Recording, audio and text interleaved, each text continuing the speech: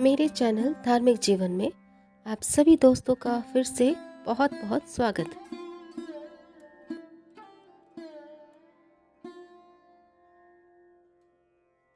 हरिराम बनारस में गुलाब की पत्तियों को पीसकर गुलकंद बनाने का काम करता था। बनारस में उसकी गुलकंद दूर दूर तक मशहूर थी। उसके एक बेटा और एक बेटी थी। बेटी का नाम सुकन्या था। बेटी गुलकंद बनाने में अपने पिता का पूरा साथ देती थी और इस काम में अपने पिता की तरह माहिर थी। सुकन्या की स्कूल में पढ़ाई के साथ साथ नृत्य कला, गायन कला और वाद्य कला का अभ्यास कराया जाता था। सुकन्या ने वाद्य कला में बांसुरी का चुनाव किया और उसमें वह पूरी तरह निपुण हो गई थी। स्कूल में जब भी कोई धार्मिक समारोह होता तो सुकन्या बांसुरी बजाकर सबका मन मोह लेती थी। हरिराम बनारस में तो गुलकंद का व्यापार करता ही था।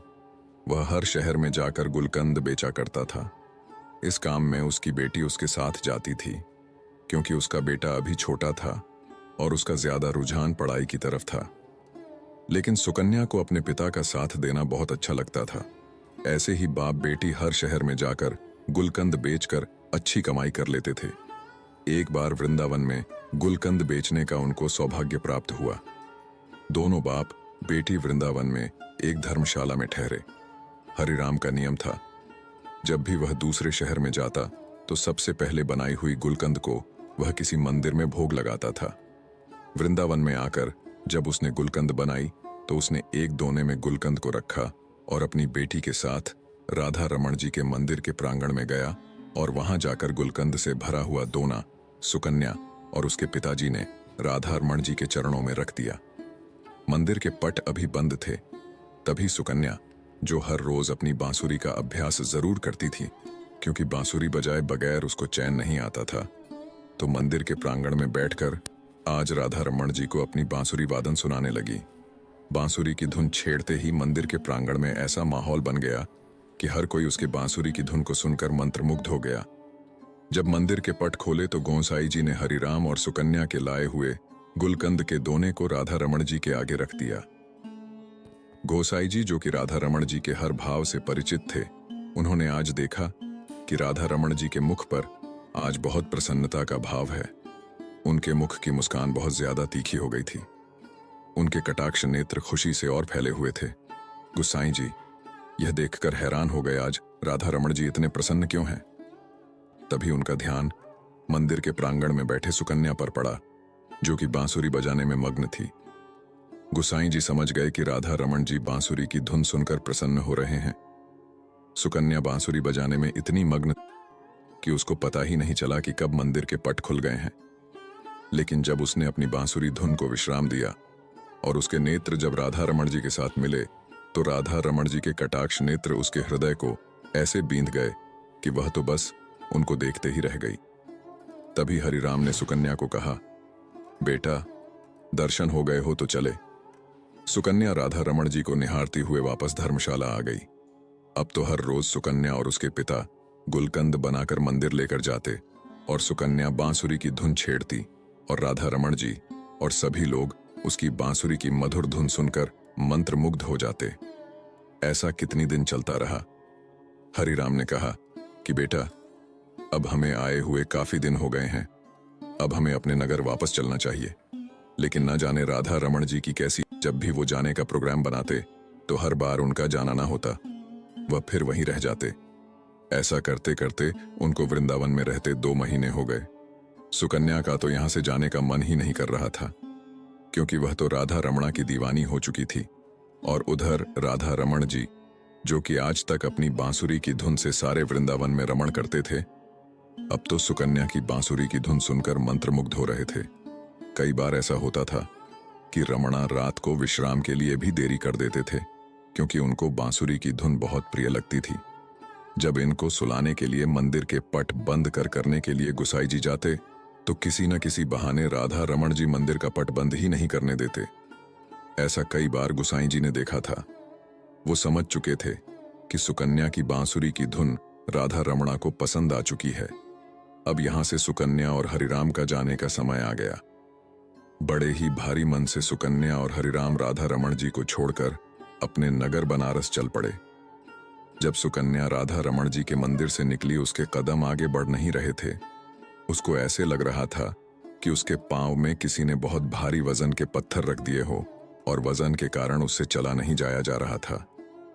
अब सुकन्या अपने घर बनारस आ चुकी थी, लेकिन उसका मन तो उस मोहनी सूरत वाले वृंदावन के कटाक्ष नेत्रों वाले गहरी मुस्कान वाले राधा रमणा ने हर लिया था। अब तो सुकन्या का अपने घर बिल्कुल मन नहीं लगता था। उसका मन करता कि वह भागकर मंदिर के प्रांगण में चली जाए। ऐसे ही कितने दिन चलता रहा। एक दिन सुकन्या अपने माताजी के साथ रसोई घर में खड़ी थी। तभी अचानक से उसको जोरदार चक्कर आया और वह बेहोश होकर गिर गई। जब डॉक्टर के पास उसको ले जाया गया, डॉक्टर को इसकी बीमारी समझ ना आई। लेकिन जब उसके पिताजी उसको बड़े अस्पताल में लेकर गए तो डॉक्टरों ने जब उसकी जांच की तो पता चला कि उसके हृदय में छेद है। घर के सब लोग सदमे में आ गए। यह हमारी बेटी के साथ क्या हो गया? डॉक्टर ने बोला कि अब आपकी बेटी ठीक नहीं हो सकती, यह कुछ दिनों की मेहमान है। लेकिन इसके बारे में सुकन्या को नहीं बताया गया।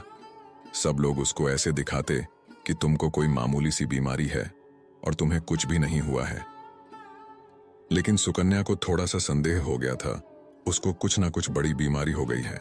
तभी एक दिन सब लोग बाहर गए हुए थे और उसने अलमारी में से डॉक्टर की दी गई रिपोर्ट देखी तो उसने देखा उसके हृदय में छेद है।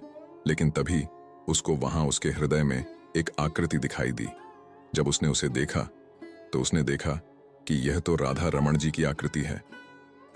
सुकन्या यह देखकर हैरान हो गई। राधा रमण जी को मैं वहां नहीं छोड़कर आई, बल्कि वह तो मेरे साथ मेरे हृदय में निवास कर रहे हैं। जब सब लोग घर आए तो सुकन्या ने ऐलान कर दिया कि वह आज रात को राधा रमण जी के पास जाएगी। लेकिन उसके पिताजी ने कहा कि बेटा, तुम्हारी तबीयत ठीक नहीं है, तुम वहां नहीं जा सकती। लेकिन सुकन्या ने तो ठान लिया कि वह वृंदावन जरूर जाएगी। ना जाने कब उसको मौत का बुलावा आ जाए। उसके पिताजी उसकी हठ के आगे विवश हो गए और उसको लेकर वृंदावन के लिए चल पड़े।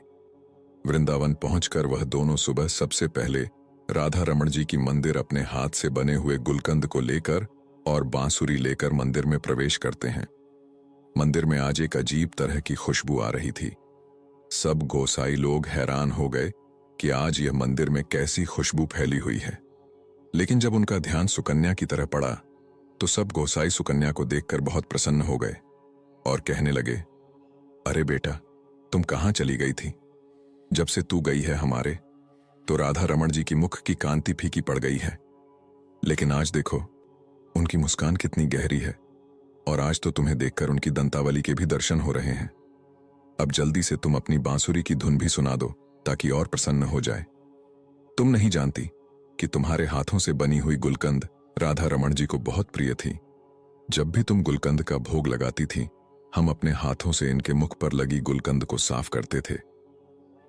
यह सुनकर सुकन्या का फीका पड़ा मुख अचानक से खिल उठा।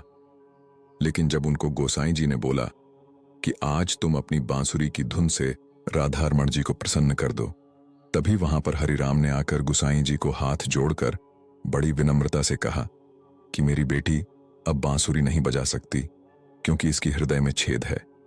अगर ये बांसुरी बजाएगी तो ये जो बचे कुछ ही दिन है, उससे पहले ही इसको कुछ हो जाएगा। हरिराम गोसाई जी से प्रार्थना कर रहा था, लेकिन उधर सुकन्या बांसुरी बजानी शुरू भी कर चुकी हुई थी और लगातार 4-5 घंटे आंखें बंद करके राधा रमण जी के अपने हृदय में दर्शन करते हुए बांसुरी बजाती है। हरिराम यह देखकर हैरान होता जा रहा था, इतनी बीमार लड़की बांसुरी वादन कैसे कर सकती है। जब सुकन्या ने बांसुरी को विश्राम दिया, तभी मंदिर में माथा टेकने के लिए दिल्ली से एक बहुत बड़े डॉक्टर का परिवार आया हुआ था। उन्होंने गुसाई जी और हरिराम की सारी बातें सुन ली तो डॉक्टर ने बताया कि जिसको दिल की बीमारी या दिल में छेद होता है, वह बांसुरी वादन नहीं कर सकता। आप लोगों को जरूर कोई गलतफहमी हुई है, लेकिन हरिराम ने सौगंध लेकर कहा कि नहीं, हम वहां पर सुकन्या का इलाज करवा रहे हैं और डॉक्टर ने बोला है यह कुछ दिनों की मेहमान है। मंदिर में आए हुए डॉक्टर ने दोबारा उसके दिल की जांच की तो उसने भी देखा कि सुकन्या के हृदय में तो छेद है, लेकिन वह छेद किसी चीज का उस पर आवरण है, लेकिन उसको कुछ समझ नहीं आ रहा था। किसी को यह नहीं पता था कि बीमार सुकन्या के दिल में हुए छेद को खुद राधा रमण जी ने वहां पर विराजमान होकर अपने आप से ढका हुआ था। सुकन्या अपनी बीमारी से बिल्कुल बेपरवाह थी, क्योंकि उसके दिल के डॉक्टर राधा रमण जी उसके दिल का इलाज करने के लिए खुद उसके हृदय में वास कर रहे थे। यह बात सुकन्या और राधा रमण जी ही जानते थे। सुकन्या ने ऐलान कर दिया कि जब तक उसकी जिंदगी है तब तक वह राधा रमण जी को छोड़कर कहीं नहीं जाएगी।